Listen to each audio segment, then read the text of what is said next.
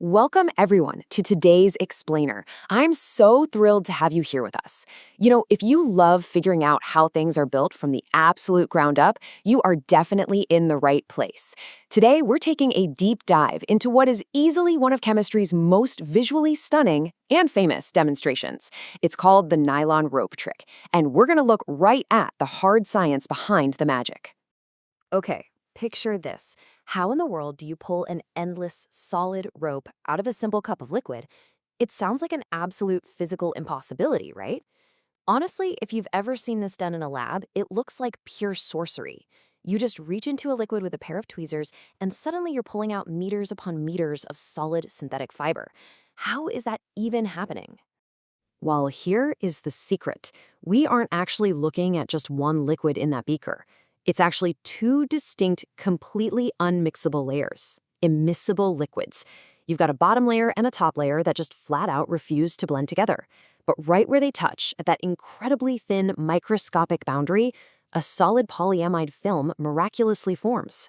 Let's break down the core mechanism here. What we're actually witnessing is called interfacial polymerization. Think of that super thin boundary between the two liquids as an exclusive 2D factory floor. The chemical building blocks, which we call monomers, are just swimming around in their own respective liquids, but they can only meet, react, and bond to form a polymer chain right at that specific interface. It's a step growth process constrained entirely to that boundary line. So who's this specific cast of characters hanging out in our beaker? Down at the bottom, we have the denser aqueous layer. It's water mixed with our first monomer, 1,6-diaminohexane, plus a base. Floating right on top of it is the organic layer. This is a nonpolar solvent like cyclohexane or hexane, and it's holding our second monomer, Sebacoyl chloride. Because water and cyclohexane do not mix, they create that perfect, sharp interface. All right, let's zoom in a bit from the macro beaker right down to the micromolecules. When those two monomers finally meet at the boundary, the diamine from the water and the diacid chloride from the organic layer link up. They basically alternate, one after the other. It's a step growth reaction that builds these massive alternating chains of polyamides. This creates materials like nylon 610 or, depending on your exact monomers, nylon 66. Now, the absolute key here is understanding what kind of reaction this is. It's a condensation reaction. When those two monomers link hands to form the nylon chain, they actually have to let go of something else. They literally condense out a small molecule byproduct. And since we're using a chlorinated reactant here, that byproduct is hydrochloric acid, or HCl. Now, remember a second ago when I mentioned we tossed a base into the water layer? Well, this is exactly why. If we just let the reaction run on its own, that hydrochloric acid byproduct would build up super fast. It's hazardous, and worse for our chemistry experiment, it would actually terminate the reaction. So, adding a base, like sodium carbonate or sodium hydroxide, neutralizes that acid right on the spot. That allows our polymer chain to just keep on growing. Section 1. Performing the trick, the step-by-step synthesis. So, let's actually set this up and see how it builds. First, you pour your denser water solution right into the beaker. Step 2 is kind of the tricky part. You have to incredibly carefully float the organic solution on top to minimize any mixing. A great trick for this is pouring that second liquid slowly down a glass rod. Almost instantly, step 3 happens. A super thin, grayish-white film of nylon just forms right at the interface. And here's the magic moment. You reach in with your tweezers, grab the center of that film, and just slowly pull it up. By pulling it over a glass rod or maybe a cotton bobbin as a little pulley system, you are physically removing the barrier between the two liquids.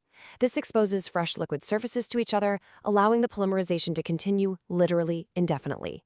You can pull meters of nylon at about half a meter per second until you completely run out of reactants. Now hold on, you can't just take that fresh rope and start knitting a sweater. That newly pulled thread is actually still coated with unreacted, pretty hazardous monomer solution. It might even be a hollow tube holding some of the liquid inside.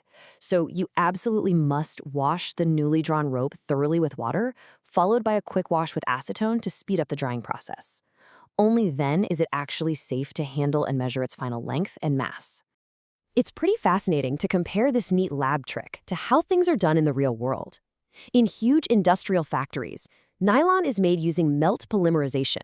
That requires intense heat, really high pressure, and physically forcing molten nylon through multi-holed spinnerets just to make fibers. But our lab trick, the interfacial polymerization, it's incredibly special because it happens right at room temperature and normal atmospheric pressure, allowing us to just pull it manually. It is such an elegant, accessible alternative. Section 2. The Minds Behind the Magic. A Brief History of Nylon. So, where did this all start? Well, back in the 1930s, Wallace Carothers invented synthetic nylon, totally revolutionizing material science. But it wasn't actually until 1959 that Emerson Whitbecker and Paul Morgan discovered this specific room temperature interfacial polycondensation method. Finally, it was the brilliant American chemist Stephanie Kwolek who developed this into the rope trick classroom staple we know today. And she didn't even stop there. She actually went on to invent Kevlar. But why did this material totally change the world? Well, polyamides like nylon have a semi-crystalline structure, but their real superpower comes from the strong hydrogen bonding between the amide groups across the polymer chains. That specific molecular architecture gives nylon incredible strength, even at really elevated temperatures. It makes it highly durable, totally abrasion-resistant, and able to hold its shape perfectly. Section 3. Responsible Science, Safety, and Green Chemistry. Now, as spectacular as this visual is, we are dealing with some serious chemicals here. This experiment must be performed inside a functioning fume hood. Disposable gloves and eye protection, absolutely mandatory.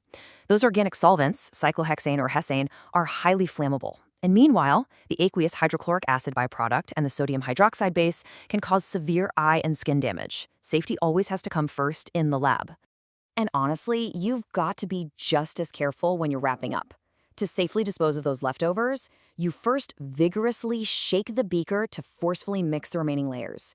That creates a solid lump of nylon that you can safely just remove with tweezers and toss in the solid waste.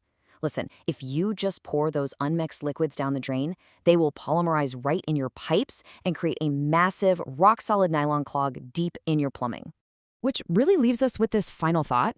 Interfacial polymerization isn't just some neat parlor trick. Today, it's actually used to create advanced water purification membranes and even microscopic cargo capsules for medicine. So if we can continuously pull synthetic fibers practically out of thin air at a microscopic 2D liquid boundary, what other revolutionary materials are just waiting to be synthesized at the edges of immiscible worlds? Thank you so much for exploring the science behind the magic with me today. And hey, keep asking great questions.